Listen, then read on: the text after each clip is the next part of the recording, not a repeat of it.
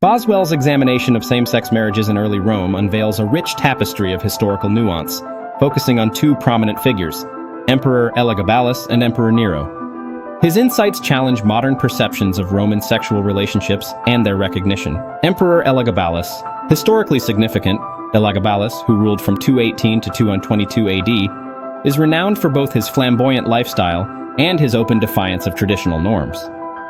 He is famously recorded as marrying his chariot driver, Hierocles, which he celebrated with a grand public ceremony. This public acknowledgement served not only as a reflection of personal desire, but also as a political statement, reinforcing the emperor's power and challenging societal conventions. Furthermore, Elagabalus's marriage to the athlete Zodicus, in a lavish ceremony, drew attention to the blurred lines between public life and private relationships in the context of imperial authority. Elagabalus's unabashed sexuality, alongside his unconventional practices, positioned him as a controversial figure in Roman history. His court became known for sexual promiscuity, as he sought to defy societal expectations and traditional gender norms. Raising questions about the rigid structures of Roman masculinity, Nero, who ruled from 54 to 68 AD, further exemplified the complexities of same-sex relationships in Roman culture. Widely considered one of history's most notorious emperors, he not only engaged in same-sex unions, but elevated them to the level of political spectacle. His marriage to Pythagoras, a former slave, is particularly noteworthy. Nero adopted the traditional role of a bride, donning women's attire, thus symbolizing a profound break from normative gender roles.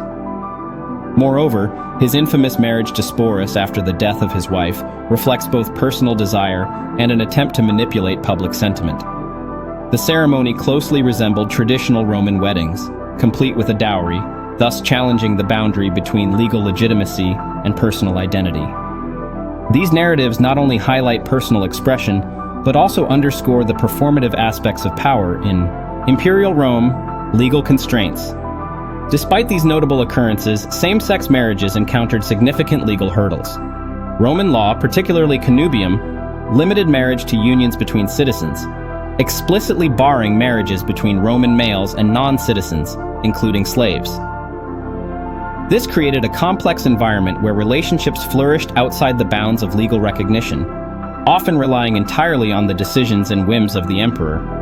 The influence of societal norms and legal restrictions would shape these unions, relegating them to informal relationships devoid of legal legitimacy. Scholarly perspectives. Notably, scholars like Susan Treggiari highlight the Roman marriage's intrinsic link to procreation and maternal roles. The concept of marriage was deeply intertwined with lineage, inheritance, and societal stability factors that predominantly favored heterosexual unions. Such norms persisted despite the existence of notable same-sex relationships, revealing the tension between personal desires and societal regulations. Christian influence. The evolving discourse on marriage reached a pivotal moment around 342 AD, when Christian emperors Constantius II and Constans enacted laws specifically targeting same-sex marriages. These laws, driven by emerging Christian moral values, sought to reinforce the sanctity of heterosexual unions, instituting severe penalties, including execution, for those engaging in homosexual marriages.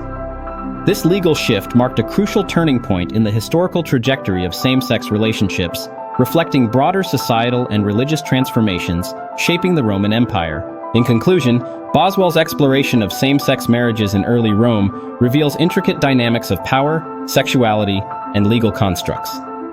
The accounts of Elagabalus and Nero challenge contemporary perceptions of marriage and relationships, urging a re-evaluation of historical narratives surrounding love, desire, and identity within the imperial framework of ancient Rome. This detailed analysis underscores the multifaceted nature of human relationships, transcending time and cultural boundaries.